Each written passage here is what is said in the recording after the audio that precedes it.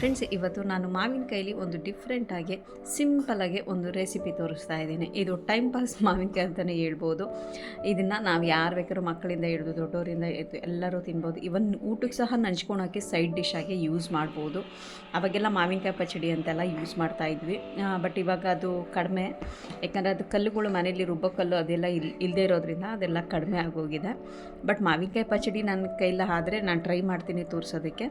But ಇವಾಗ ಇದನ್ನು ನಾನು ಒಂದು ರಾ ಮಾವಿನಕಾಯಿ ತೊಗೊಂಡು ಇದನ್ನು ಚೆನ್ನಾಗಿ ತೊಳೆದು ಸಣ್ಣ ಸಣ್ಣದಾಗಿ ಕಟ್ ಮಾಡಿ ಒಂದು ಪ್ಲೇಟ್ಗೆ ಹಾಕ್ಕೊತಾ ಇದ್ದೀನಿ. ಇವನ್ ಮಾವಿನಕಾಯಿ ಸೀಸನ್ ಆಗಿರೋದ್ರಿಂದ ಮಾವಿನ ಹಣ್ಣು ಎಷ್ಟು ಇಷ್ಟಪಡ್ತೀವೋ ಮಾವಿನಕಾಯಿ ಸಹ ಅಷ್ಟೇ ಚೆನ್ನಾಗಿರುತ್ತೆ. ಅದರಲ್ಲಿ ಜ್ಯೂಸ್ ಅಂತೆ ಮಾವಿನ ಹಣ್ಣು ಅಂತ ಹಾಗೆ ತಿಂದ್ಬಿಡ್ತೀವಿ. ಬಟ್ ಮಾವಿನಕಾಯಲ್ಲಿ ಏನಪ್ಪ ಅಂತಂದರೆ ಸ್ವಲ್ಪ ಚಿತ್ರಾನ್ನ ಮಾಡೋದು ಮತ್ತು ಈ ರೀತಿಲಿ ಮಾಡ್ಕೊಂಡು ತಿನ್ನೋದು ಎಲ್ಲ ಮಾಡ್ತಾ ಇರ್ತೀವಿ. ಫ್ರೆಂಡ್ಸ್, ಇನ್ನೂ ನನ್ನ ಚಾನಲ್ಗೆ ಯಾರೆಲ್ಲ ಸಬ್ಸ್ಕ್ರೈಬ್ ಆಗಿಲ್ವೋ ಸಬ್ಸ್ಕ್ರೈಬ್ ಆಗಿ ಬೆಲ್ ಐಕಾನ್ ಪ್ರೆಸ್ ಮಾಡಿ. ಮತ್ತು ಫ್ರೆಂಡ್ಸ್, ಈಗ ನಾವು ಮಾವಿನಕಾಯಿ ಪಚ್ಚಡಿ ಅದು ಮುದ್ದೆಗೆ ಮಾಡ್ಕೊತಿದ್ವಿ. ಅದು ಮುದ್ದೆ ಅದರದ್ದು ಏನು ಗೊಜ್ಜು ಥರ ಮಾಡ್ತೀವೋ ಆ ಗೊಜ್ಜೆಲ್ಲ ಬರುತ್ತೆ, ಅದರಲ್ಲಿ ಮುದ್ದೆ ಮಾಡ್ಕೊತಿದ್ದೀವಿ. ಇವನ್ ಇದನ್ನು ಸುಮ್ಮನೆ ಹಾಗೆ ಟೈಮ್ ಪಾಸ್ಗೆ ಮಾಡಿ ತಿಂತಾ ಇರ್ತೀವಿ. ಈಗ ನಾನು ಇಲ್ಲಿ ಅರ್ಧ ಟೇಬಲ್ ಸ್ಪೂನಷ್ಟು ರೆಡ್ ಚಿಲ್ಲಿ ಪೌಡ್ರನ್ನ ತೊಗೊಂಡಿದ್ದೀನಿ. ಮತ್ತು ಇದಕ್ಕೆ ರುಚಿಗೆ ತಕ್ಕಷ್ಟು ಉಪ್ಪನ್ನ ನಾನು ಹಾಕ್ಕೊತಾ ಇದ್ದೀನಿ. ಒಂದು ಮಾವಿನಕಾಯಿಗೆ ಎಷ್ಟು ಬೇಕೋ ಅಷ್ಟು ಉಪ್ಪು ಹಾಕ್ಕೊತಾ ಇದ್ದೀನಿ. ಮತ್ತು ಇಲ್ಲಿ ನಾನು 1 ಟೇಬಲ್ ಸ್ಪೂನಷ್ಟು ಶುಗರ್ ತೊಗೊಂಡಿದ್ದೀನಿ. ಶುಗರ್ ಹಾಕ್ಕೊಳೋದ್ರಿಂದ ತುಂಬಾ ಚೆನ್ನಾಗಿರುತ್ತೆ. ನೀವು ಒಂದ್ಸಲ ಟ್ರೈ ಮಾಡಿ. ಬರೀ ಮಾವಿನಕಾಯಿ ಮತ್ತು ಸಾಲ್ಟು ಮತ್ತು ಒಬ್ಬೊಬ್ಬರು ಪೆಪ್ಪರ್ ಯೂಸ್ ಮಾಡ್ತಾರೆ. ಮತ್ತು ಚಿಲ್ಲಿ ಪೌಡ್ರ್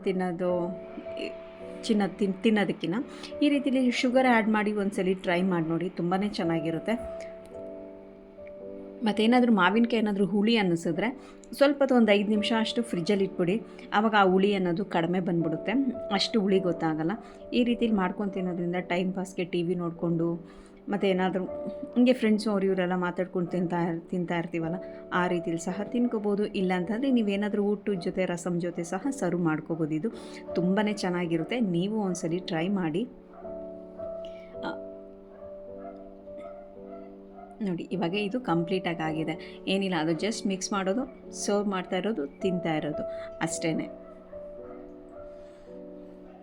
ತುಂಬಾ ಚೆನ್ನಾಗಿರುತ್ತೆ. ನೀವು ಒಂದ್ಸಲಿ ಖಂಡಿತವಾಗ್ಲೂ ಟ್ರೈ ಮಾಡಿ, ಹೇಗಿತ್ತು ಅಂತ ಕಮೆಂಟ್ಸ್ ಮುಖಾಂತರ ತಿಳಿಸಿ.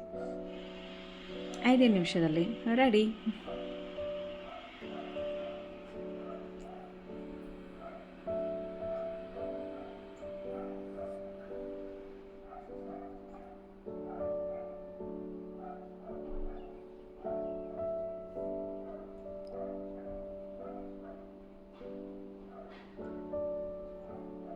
ಫ್ರೆಂಡ್ಸ್, ಈ ವಿಡಿಯೋ ಏನಾದರೂ ನಿಮ್ಗೆ ಇಷ್ಟ ಆಗಿದ್ದರೆ ಲೈಕ್ ಮಾಡಿ, ಶೇರ್ ಮಾಡಿ. Thank you.